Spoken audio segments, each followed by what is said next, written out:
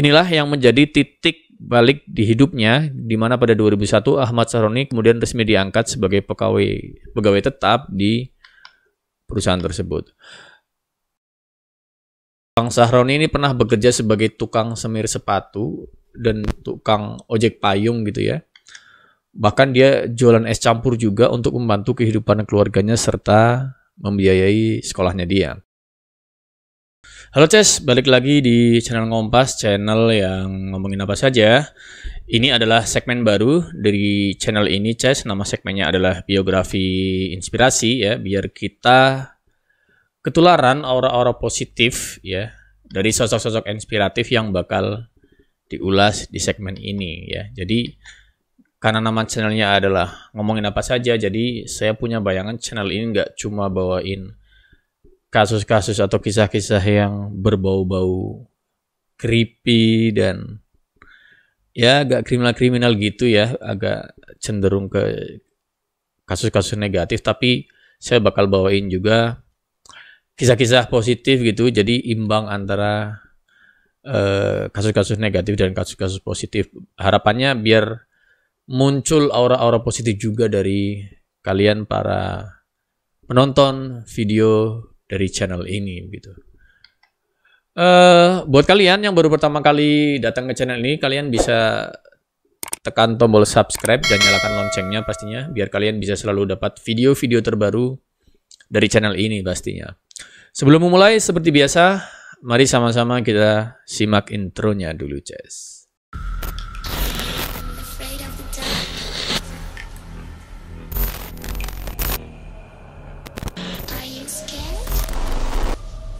Ya, bagi orang yang suka dunia politik pastinya udah nggak asing dengan nama Ahmad Sahroni gitu ya. Anggota DPR RI dari Jakarta Utara ini merupakan orang kaya yang dikenal dengan julukan Crazy Rich Tanjung Priok.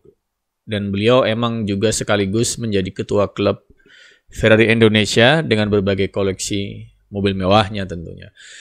Selain di dunia politik, dia juga aktif berbisnis di berbagai bidang, tapi siapa sangka, jauh sebelum ia menjadi seorang miliarder, perjuangan hidup yang ia lalui bisa dibilang cukup berat dan juga sangat-sangat panjang gitu ya.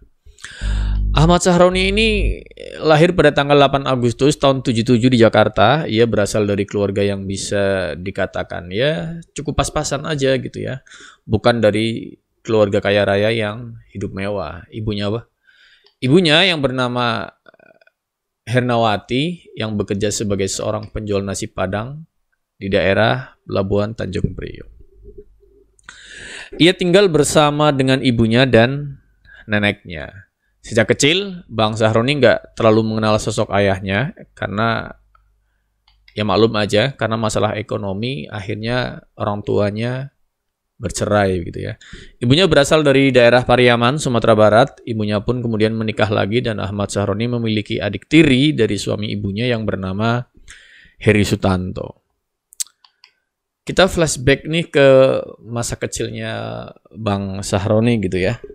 Saat dia di SD ini, Bang Sahroni ini pernah bekerja sebagai tukang semir sepatu dan tukang ojek payung gitu ya.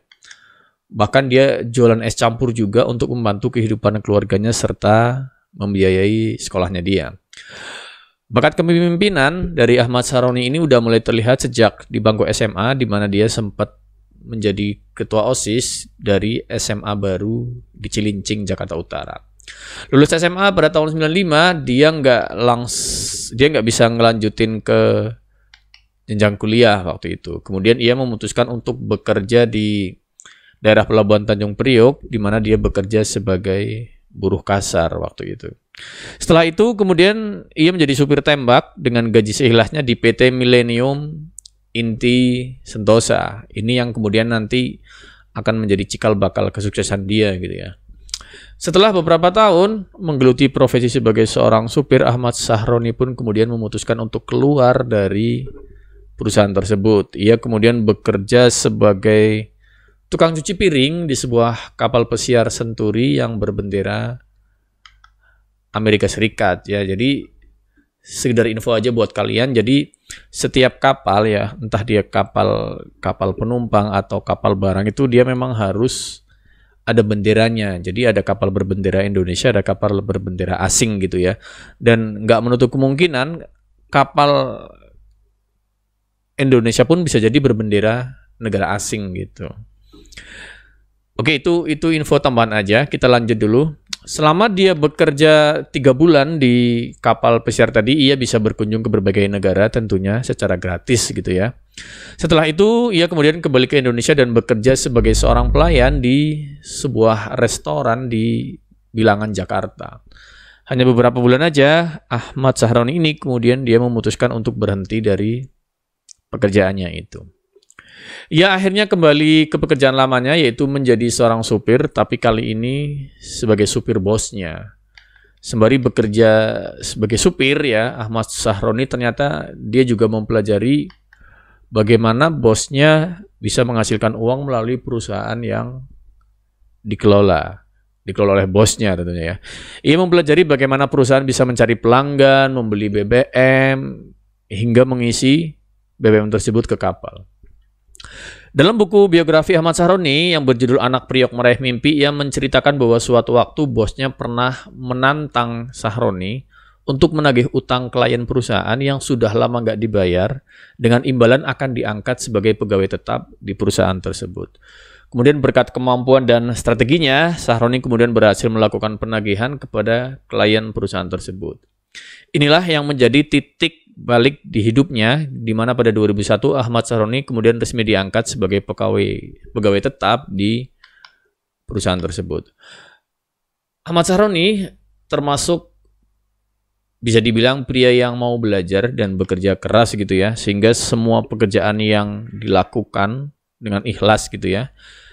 Ketika dia menjadi karyawan, dia nggak pernah sama sekali menyia-nyiakan hal tersebut. Dan berkat kerja kerasnya itu, nggak butuh waktu lama, hanya dalam jangka waktu 2 tahun gitu ya, ia sudah menduduki posisi sebagai seorang direktur perusahaan. Berkat kemampuannya dia dalam menyelesaikan pekerjaan penting di perusahaan tersebut. Dia mencoba belajar dan mencari informasi tentang cara mendirikan sebuah perusahaan. Kemudian setelah pengalaman dan pengetahuannya dirasa sudah cukup banyak, Ahmad Sahroni ini kemudian memutuskan untuk keluar dari PT Millennium Inti Sentosa, walaupun pada saat itu posisi dia sudah sangat bagus di perusahaan itu. Ia kemudian mendirikan perusahaan sendiri berbekal pengalamannya beberapa tahun di perusahaan sebelumnya.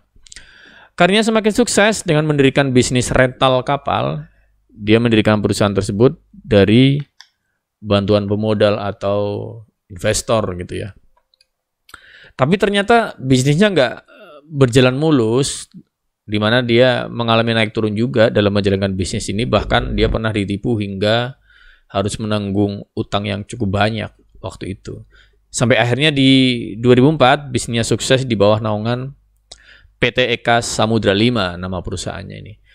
Ia kemudian juga mendirikan perusahaan PT Ruanda Satya Abadi. Modal kepercayaan dari klien lah yang menjadi modal utama dan selalu dijaga oleh Sahroni, sehingga banyak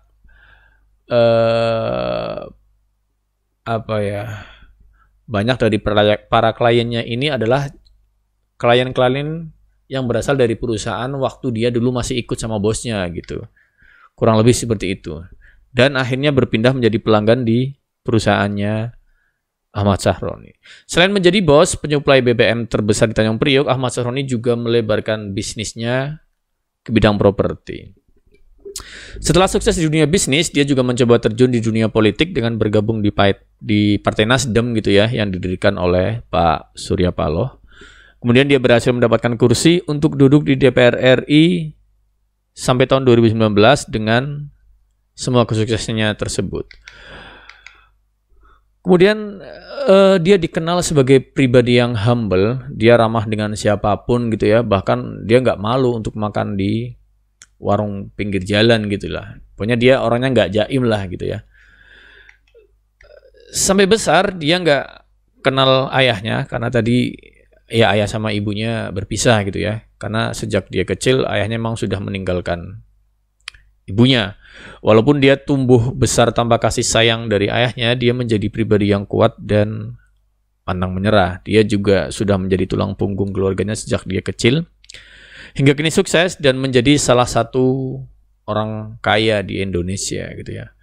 Walaupun karirnya sudah sukses, dia juga tetap tinggal di daerah Tanjung Priok tempat ia dibesarkan. Dia nggak mau pindah gitu ya. Rumahnya sangat besar dan luas, ya seperti istana gitulah, dengan luas kurang lebih 400 meter persegi yang terdiri dari 4 lantai, di mana di rumahnya juga terdapat lift untuk akses naik turun dari lantai bawah ke lantai atas. Ya wajarlah, crazy rich gitu kan ya.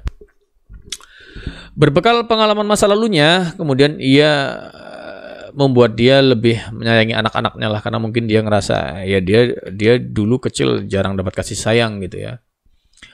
Dan dia juga nggak ingin jauh-jauh dari anaknya gitu.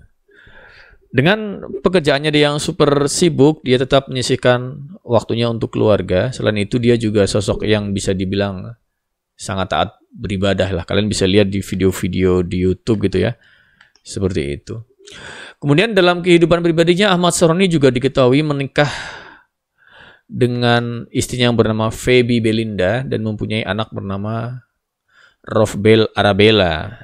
Selain menjadi orang kaya di bidang bisnis dan sukses di bidang politik, dia juga sangat suka dengan mobil-mobil sport nih Cas, ya, di mana di garasi rumah dia ini terparkir banyak sekali mobil sport dari Lamborghini sampai Ferrari.